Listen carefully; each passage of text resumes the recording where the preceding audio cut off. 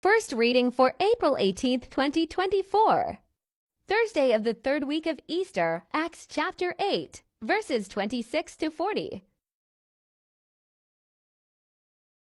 The angel of the Lord spoke to Philip, "Get up and head south on the road that goes down from Jerusalem to Gaza, the desert route." So he got up and set out. Now there was an Ethiopian eunuch, a court official of the Candace, that is, the queen of the Ethiopians, in charge of her entire treasury, who had come to Jerusalem to worship and was returning home. Seated in his chariot, he was reading the prophet Isaiah. The Spirit said to Philip, "Go and join up with that chariot." Philip ran up and heard him reading Isaiah the prophet and said, "Do you understand what you are reading?" He replied, "How can I, unless someone instructs me?" So he invited Philip to get in and sit with him.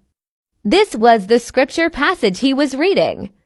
Like a sheep he was led to the slaughter, and as a lamb before its shearer is silent, so he opened not his mouth. In his humiliation justice was denied him.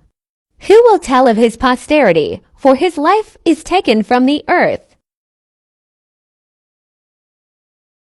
Then the eunuch said to Philip in reply, "I beg you, about whom is the prophet saying this? About himself or about someone else?" Then Philip opened his mouth and, beginning with this scripture passage, he proclaimed Jesus to him. As they traveled along the road, they came to some water. And the eunuch said, "Look, there is water. What is to prevent my being baptized?" Then he ordered the chariot to stop. And Philip and the eunuch both went down into the water, and he baptized him. When they came out of the water, the Spirit of the Lord snatched Philip away. And the eunuch saw him no more, but continued on his way rejoicing.